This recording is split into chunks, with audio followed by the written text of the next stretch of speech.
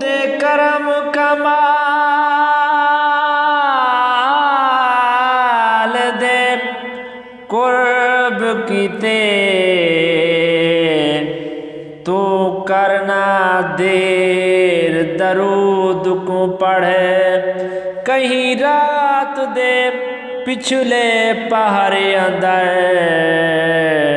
कोई हंजू केर दरूद को पढ़े वदा शौकत जैवी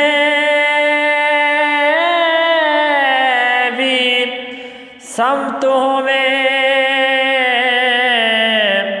बस चार चौफेर दरूद को पढ़े जे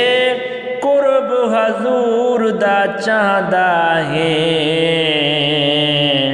वल